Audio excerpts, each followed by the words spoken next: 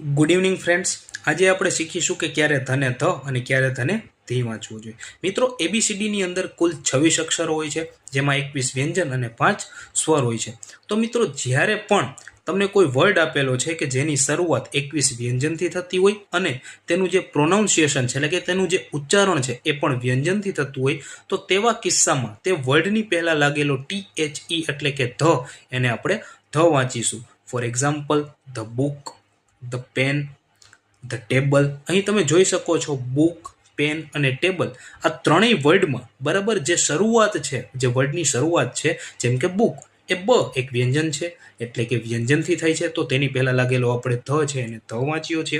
Pen છે તો એમાં પણ ધ પેન, ટેબલ છે તો એમાં પણ ધ ટેબલ। તો મિત્રો, આ વસ્તુ ખાસ યાદ રાખીશું કે જ્યારે પણ કોઈ વર્ડ આપેલો હોય કે જેની શરૂઆત 21 વ્યંજનથી થતી હોય અને તેનું ઉચ્ચારણ પણ વ્યંજનથી થતું હોય, તો તેની પહેલા લાગેલો ધ એ આપણે ધ વાંચીશું। ક્લિયર છે?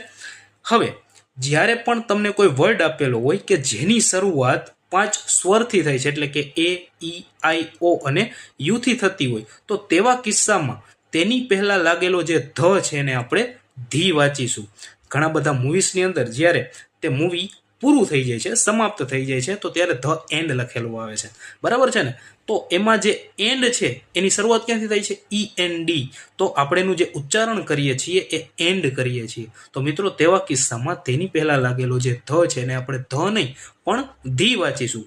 The end, the orange, the apple વગેરે। આશા રાખું છું તમને આ વિડીયો ગમ્યો હશે। મિત્રો, તમને જો આ વિડીયો ગમ્યો હોય તો લાઈક, શેર અને સબસ્ક્રાઇબ કરવાનું ન ભૂલતા, અને તમારી જે મહત્વપૂર્ણ કોમેન્ટો છે એ પણ જરૂર